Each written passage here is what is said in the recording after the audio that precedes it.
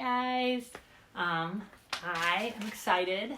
The video I am coming at you today with is all about Eliot's autism diagnosis. Who we went through, how it happened, what the process was, and also giving you guys more details about her, what her symptoms are, and what the little nuances of her behaviors are. So I hope you guys enjoy. I'll put timestamps down below with a couple different spots if you want to skip around to the part that interests you. Get up, stretch my legs, eat some breakfast, milk and eggs, brush my teeth up, wash my face, start my day. Wake up, get up, stretch my legs, eat some breakfast, milk and eggs, brush my teeth up, wash my face, throw my clothes on, start my day. Well, I'll start with the evaluation process and what we went through to do that and what that all looked like. We went through a place called SARRC, Southern Autism, I don't know the rest of it, Research and Something Center. It's 2 R's, SARRC. They have been amazing and wonderful to work with, but it is quite the process and it is not that simple. To start with, you call, you find an appointment time, you schedule it, you give them the basic demographic information, you give them your insurance information, and then they send you intake papers. You have 48 hours to fill out those intake papers or her appointment gets canceled.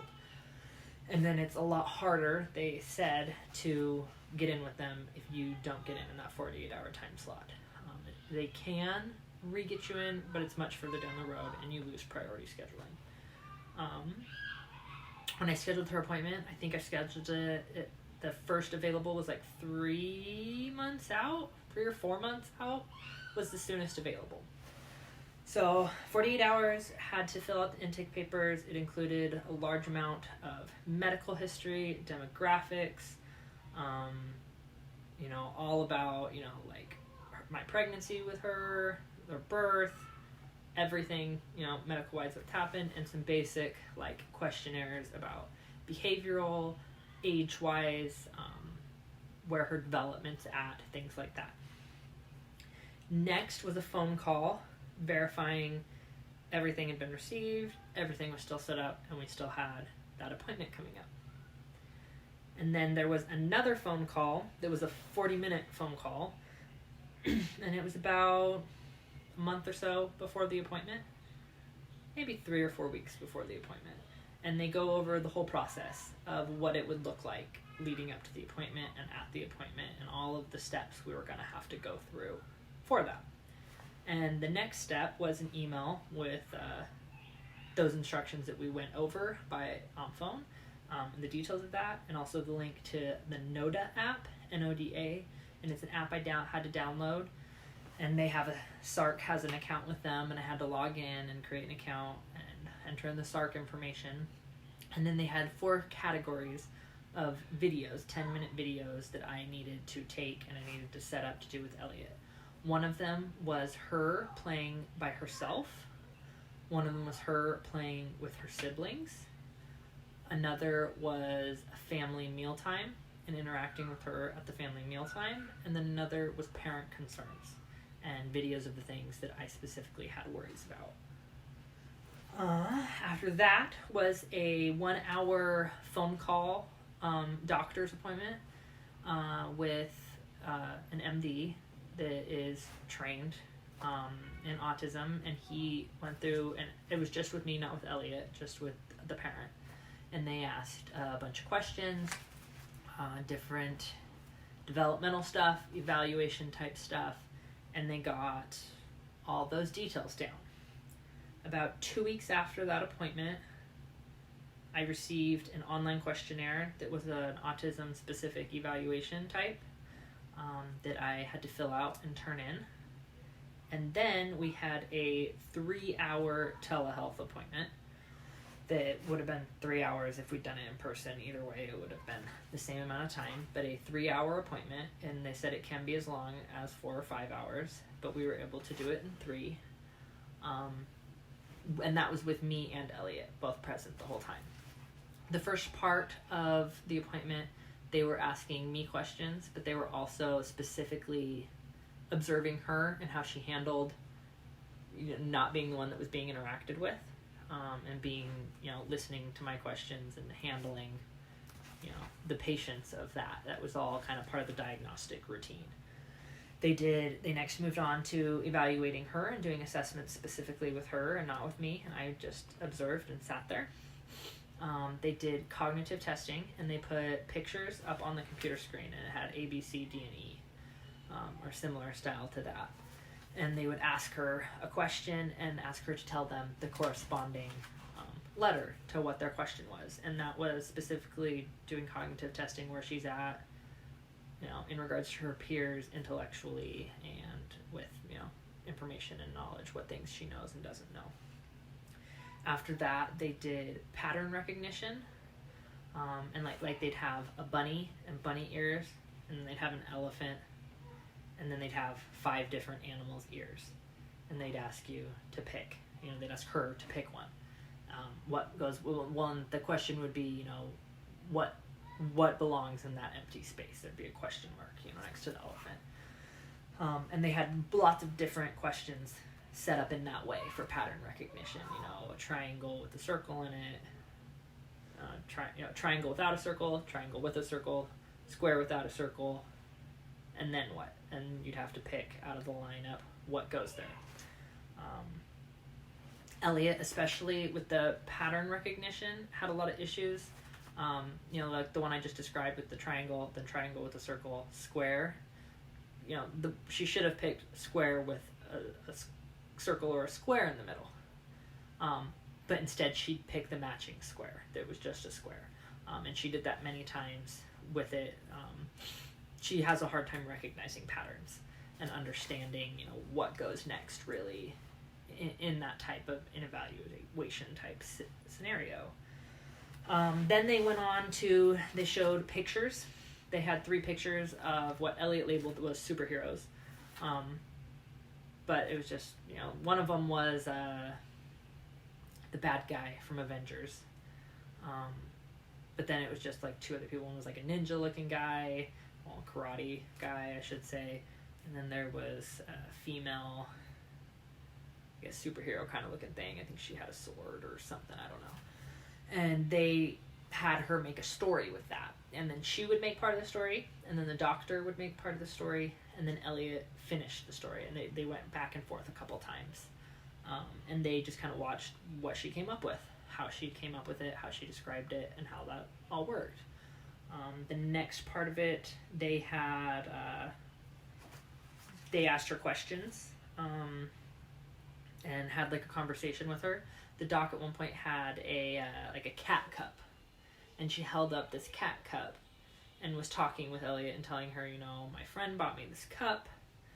And they talked about it a little bit and about what was on it, what it looked like, because Eliot was interrupting her saying these things, and that was good. They were getting engaged of how she interacted socially, and how she handled the back and forth of conversation. But an example of, one of Eliot's behaviors with this is she said that my friend said that there were 2 things about this cup that reminded her of me. Normally when someone says that to you, you would be like, oh, what are those 2 things?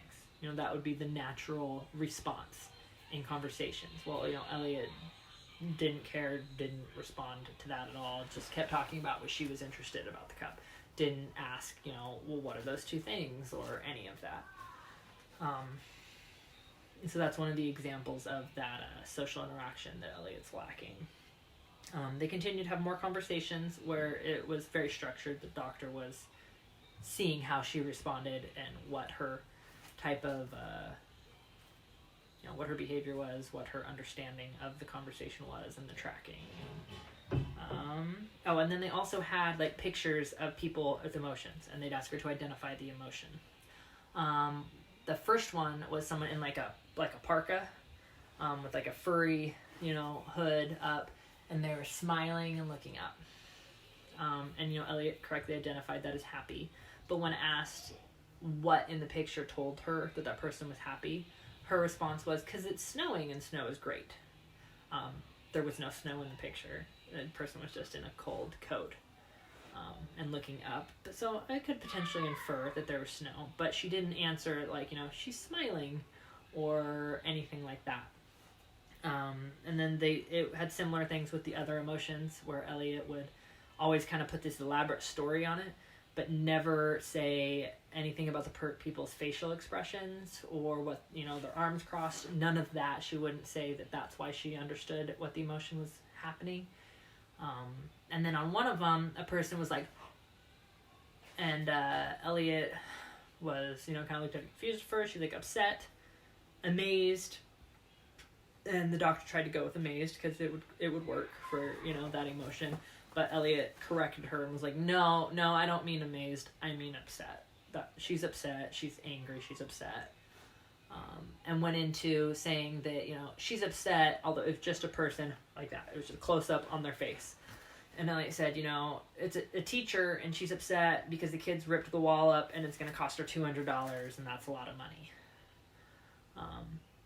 And so she didn't say, it's because the person's eyes were wide, she's covering her mouth, and she gave this whole, elaborate story that had nothing to do with the picture, which isn't, that odd for a child to necessarily do, but in the context of the evaluation and with everything else they were doing,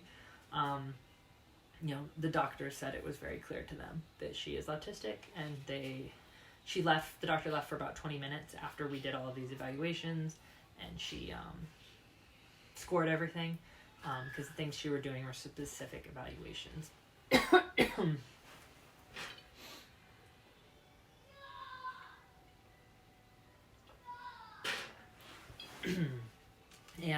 And yeah, the doctor said, it was very clear Eliot has an autism diagnosis. She made therapy recommendations to me, different things going forward that she thought Eliot would do good to take a part of.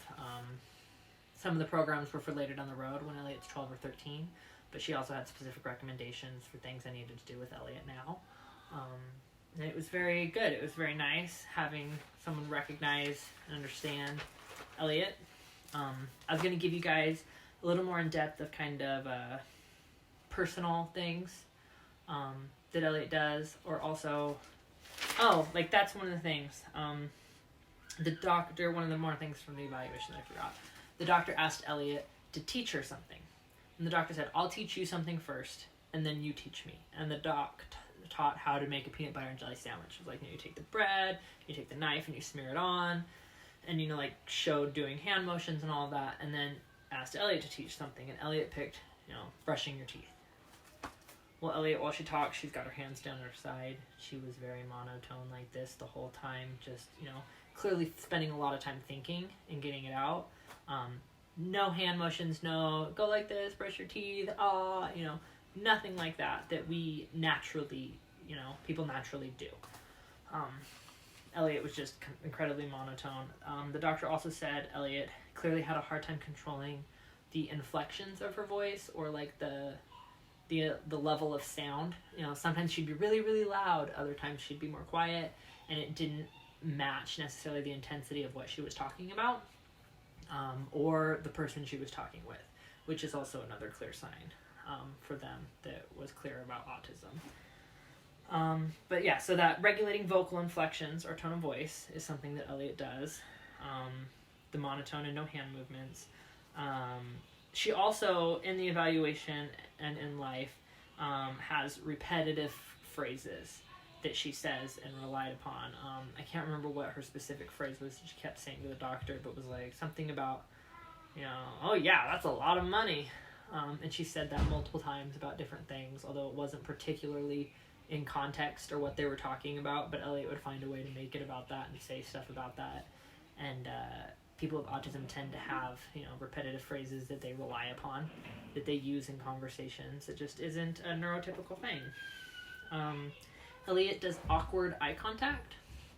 She will either hold eye contact with you really, really intensely, or she won't look you in the eyes at all. It's kind of one or the other with her. There's no like normal amount of eye contact. We took her to the doctor for an ear infection about a month ago, and we got there. Their appointment was at 1, and they were on lunch break the hour before, and we got there about 20 minutes early and had to sit in the waiting room waiting until they got back from the lunch break. Well, Eliot, knowing I explained to her they're probably on lunch break, and when we got up, despite the fact that I was trying to get her not to ask the lady any questions, she insisted on asking the receptionist, how good was your lunch? Not did you have a nice lunch? Did you have a good lunch? How good was your lunch? And it was just, it's things like that, the way she phrases things, the social constructs that she really just doesn't get. What are other things? She has a ton of anxiety, unreasonable anxiety about unreasonable things, even things she really wants to do. Like, she'll have an event she's really excited about, but if she knows about it in advance, she'll make herself sick to the point of vomiting. She gets very worked up, she'll obsessively ask about it. So how long till we go, even though she still doesn't understand time. And she can't, she doesn't know how to read time. She still doesn't know how to read. She's got some dyslexic tendencies. And she still doesn't understand the passage of a minute versus an hour versus days. You'll tell her she wants to know these things, but even when you tell them to her and you try to explain it to her, she still doesn't grasp it.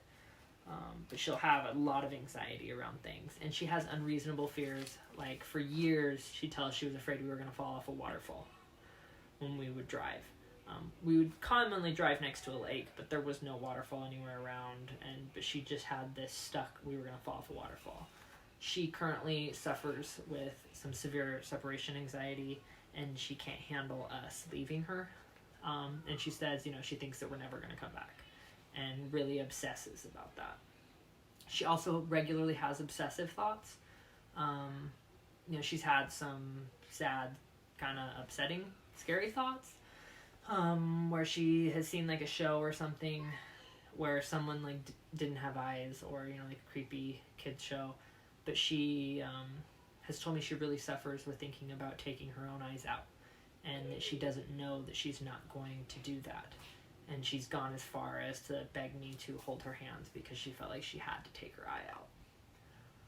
She's also had thoughts about throwing herself in front of a car. And she's gone into I don't want it. She's not suicidal. She doesn't want to die.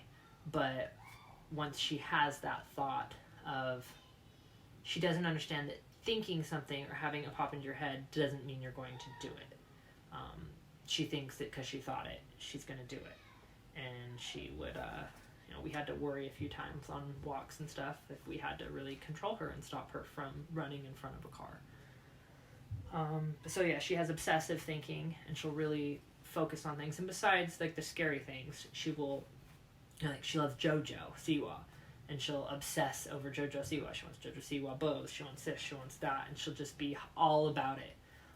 Until she moves on to the next thing, and then she's all about that. She'll be all about doing nails for 6 weeks straight, and that's all she wants to do is do your nails, and do her own nails, and do her brother's nails, and nothing else is of interest to her, and just really has fixations like that, where she'll be all about it for a while. And then, the difficulty of transitions because of the anxiety, limited activities in play because of the fixations. She wants to play with certain things, and when she does play dolls and stuff, the scenarios are always the same. She wants to do mom and baby, and it's always the same way. When she plays with friends, which she doesn't have many, and it's very limited, she is awkward and doesn't understand social back and forth, and has been bullied many times. She's been punched in the face on the bus. She's been told, by kids they don't want to play with her, because she doesn't understand these social interactions, and she doesn't understand nonverbal cues, and has really suffered for it with friends and things like that. And when she does play with her friends, she wants to play in her way. She wants to do the things she wants to do, and she doesn't want to do the things her friends want to do. and she's inflexible and won't do the things her friends want to do, which of course upsets her friends and doesn't always last very long. She has a wonderful friend a couple houses down, though, that is about a year younger than her and understands that she's a little different, and they have little tiffs, but they basically always get over it, and it's been really nice and a big relief for our family that Eliot's at least got that and they're able to work through it.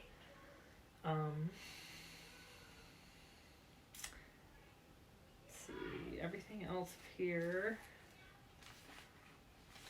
Think I have already. Oh, she's got the last thing. Is she's got like OCDs. She obsesses over doing things in a certain way. Like if you teach her how to do something once, you can't do it a different way. You have to do it that way that she was first taught how to do it. And if you stray from that, she gets very upset and sometimes straight up refuses to do it. And she gets very routine about things like that. She wants to do it X, Y, and Z the way she knows how to do it, and she doesn't want to go outside of that. When she does like art projects and stuff like that, she wants it to be perfect, exactly the way she wants it to work out. And if not, she gets very frustrated. She'll ruin the project. She'll have meltdowns.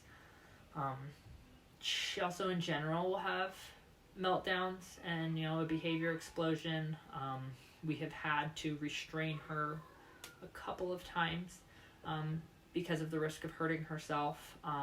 She will be flailing, freaking out, arms going everywhere. She'll be threatening to, hit us or her siblings, to hit herself, hit her head on things. Scratches her arms is a common one that she does. Biting. And she'll just get very emotionally upset, and if you don't respond in the way that she wants you to respond, which, as a parent, you can't always, clearly. She's the kid. We still have to teach her, and teach her appropriate boundaries and help her through these things, but she can't always handle when it doesn't go the way she expects or wants, and it can sometimes turn into a full-on meltdown, screaming, yelling, body convulsions, and we've had to manage that with her. Besides all of that, though, she's also very, very literal. She's an absolute sweetheart. She hates people being sad or upset, and she just wants to fix it and make it better. She loves giving her toys to her friends and to different people she interacts with and little kids, and she's all about making people happy and taking care of them and taking care of others. She's always saying to me that, when she grows up, she wants to take care of the poor and the needy and the homeless, and she just has the biggest heart. She's hilarious, and's got absolute, sense of humor, and loves to crack jokes and do pranks and be silly and laugh and have a good time, and she's all about the adrenaline rush. She has a lot of sensory issues. Can't wear certain textures, certain clothes, can't handle certain things. She hates cotton candy because it reminds her of hair, and it feels like she's got hair in her mouth, different things like that. But she's just the most loving, sweet person, and she's very matter-of-fact, very literal. Brett calls her the little accountability keeper. She says things even when she shouldn't to everybody. She calls people out on what she thinks about things and her thoughts, and expects people to, own it. And she's just a wonderful, sweet soul, and autism is a part of her, and there's nothing wrong with that, but we're excited that she has the diagnosis now, so we can actually get her some of the appropriate therapies and follow-ups and like IEPs and stuff in school that she really needs, so that she gets the appropriate help, since she's, so far behind. We've had to hold her back from second grade. She should be in second grade, but she's in first grade, and she still doesn't know how to read and is behind the first graders in many ways, and is behind with numbers, and like I said, she's got some dyslexic stuff going on. And so we're really working to get her the aids she needs to get caught up in all of that. But she is our princess and our little ball of sunshine, and all full of energy, and we love her, and I'm glad to have been able to share with you guys a bit about this. If you guys have any more questions about the evaluation process, about her, I'm going to do another video in the future that specifically kind of goes into what autism in girls look like and how it looks different than boys and what exactly some of those differences are. That's a little shorter and not specifically about Eliot, just in general. But yeah, I just wanted to share that with you guys. Thanks, and I love you all. Bye!